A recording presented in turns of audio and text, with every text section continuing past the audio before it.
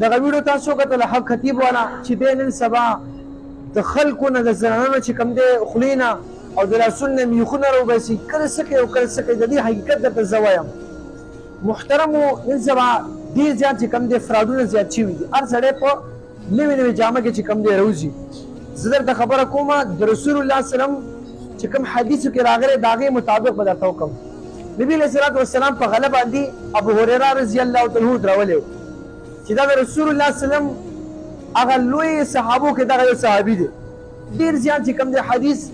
د دغه صحابي نه چې کوم دی روایت دي دغه نبي علیه السلام په دې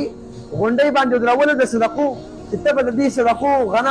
غلي یا غنمو چې کوم دی څوکیداري کې دې وخت کې چې کوم دی یو سړی راغو او جولې ډکوله د غلې کور ته وړله نو ابو هریره رضی الله عنه وکتل چې سړی لګیا دی غله وړي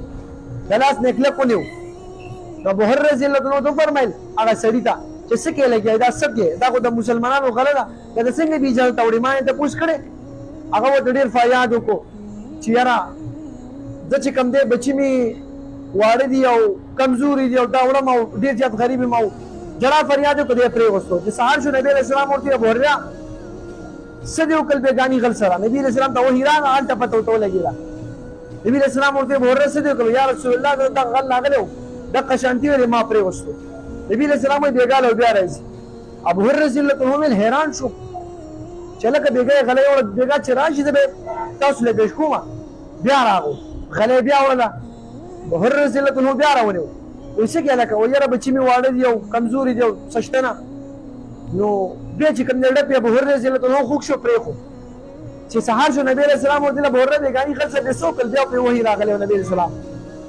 یا رسول الله ډېر فریادونه یې وکړل پرې مې غوښتو نبی علیه السلام وایي بېګا له بیا راځي ابو هریره رضی الله عنه فرمایي چې زه حیران شوم دا څنګه چلېږي څنګه بیا راځي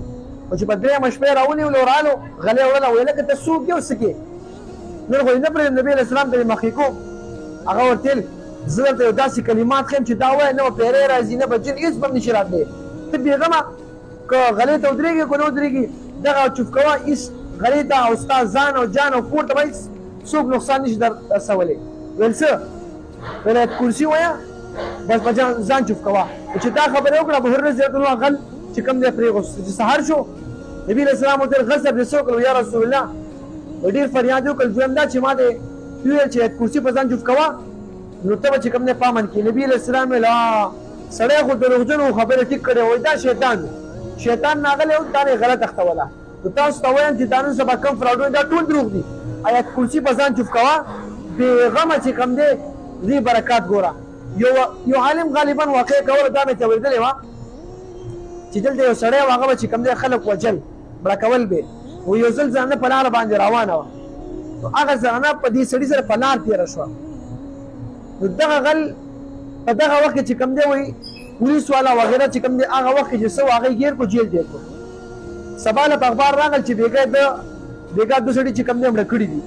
دا زنانه چې اخبار ګټلو دا سړی پکې راغو چېرې دا خو بېګا زما مخکې تېر شوی و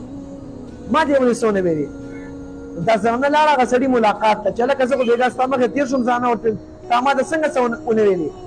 هغه سړي ورته ویل چې تا سره بېګا شپې چې کوم دی دوه کسان راوړي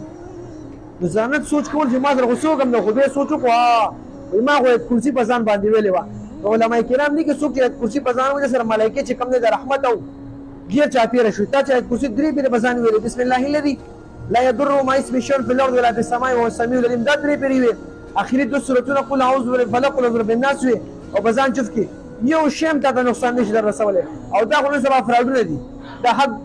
حق خطیب والا ټول فراډونه دي دې نه چې کوم دی ځان بچ کوي ټول ملګرو ته وایم چې دا فراډ او دوکه ده الله رب العزت دې موږ تاسو په قرآن او حدیث باندې پوه کړي امین ثم امین یا رب العالمین